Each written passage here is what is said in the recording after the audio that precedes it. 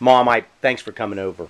I have to do this toast at the wedding, and I need some advice. Okay, so could you tell me a little bit about Kirby? I know of a couple stories, and I know of one in particular that you were telling me about, about Kirby's beautiful blue eyes. Tell me the story about the eyes. Well, it wasn't Kirby's beautiful blue eyes, although she did have beautiful blue eyes.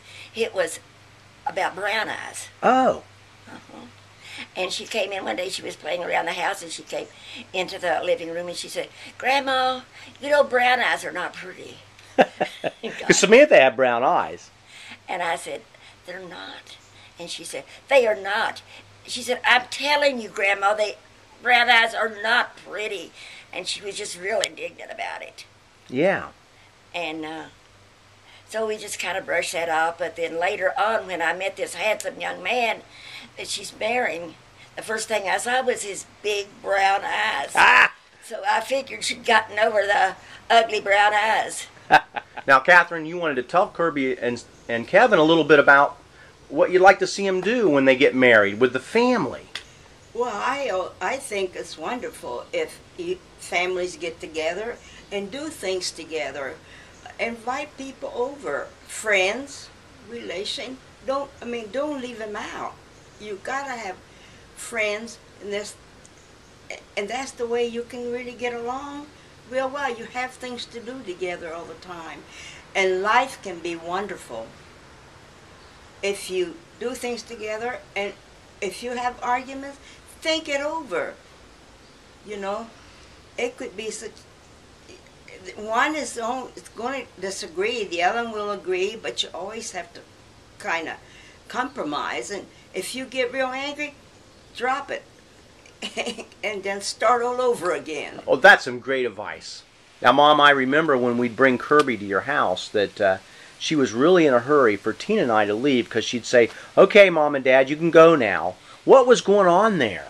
Well, we were going to play beauty shop, I suppose, because that's what we always played. I see. And she loved doing that, and she would, the back porch was the beauty shop, and she would she would come into the living room where the clients were waiting, which was me, and she would start writing down what I wanted to do with my hair and so forth and so on, and she just enjoyed it so much. And how did your hair look? It looked a mess. It was absolutely a mess.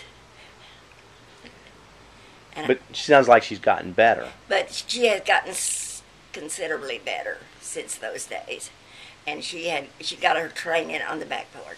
Now, Mom, I need some advice, though. What kind of advice would you have for Kevin and Kirby? Always be good to each other. And give each other their space. Because remember, it takes rain and sunshine to make a rainbow. Now, I know there's some things about Italy you'd like to talk about. Oh, yes, Kevin. Kirby's always wanted to know things about Italy when I lived in Italy. Since I was born there, she always wanted to hear stories.